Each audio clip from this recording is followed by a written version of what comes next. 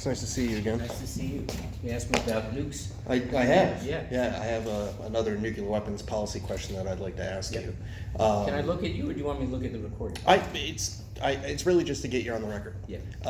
So currently, the United States is planning on spending $1.7 trillion over 30 years to modernize its nuclear arsenal, which includes the really scary prospect of low-yield, quote-unquote, battlefield nukes, which the arms control community feels is likely to pull us into a full-scale, nuclear Because exchange. of the escalation that would happen. Yeah, absolutely. Yeah. So I'm curious what your position is on the $1.7 trillion plan. I mean, that breaks down to $4.6 million an hour. Yeah. Wow.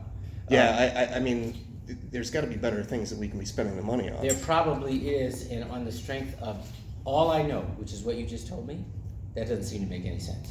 Now, I want to acknowledge I don't know the whole story. Sure. But the idea of having, I think the question you asked me once before was about first strike. Yeah, it was about no first use. It seems to me that and I think you heard me say I can't imagine a scenario where. Yeah, that was where last first week strike- in Nashua. Yeah, in that same vein, why would I favor the idea of, as you say, limited, what do you call them, limited use nukes? Well, they call it battlefield or nukes. low yield. Yeah, it's a very, look, based on the strength of what you said, I think I'm where you are, which is no.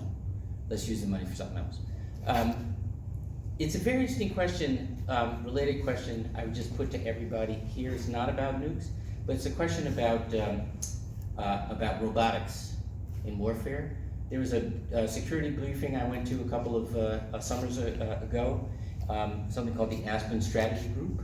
These are former secretaries of state, NSA, folks, bipartisan.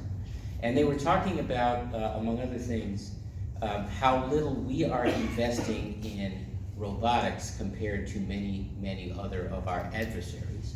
And the whole idea about swarm warfare, does it mean anything to you? Yeah, I know what that is. And whether, and the question was raised by one retired battlefield general, whether it would ever be responsible again not to send robots in the first flank of an assault because of the loss of life that usually comes from that. And there was a really, really interesting debate there about whether that was smart or sort of to the part of what you were asking about, or just an invitation to make warfare seem more remote and therefore easier. Do you know what I mean? Yeah, I do. So I think there are some hard questions. That's not exactly the same question, but the sorts of things that I think as we look forward, we have to process, because I don't want to make war easier. I want to have durable peace. I mentioned in the Middle East, but everywhere. Yeah, thank you. Thank you.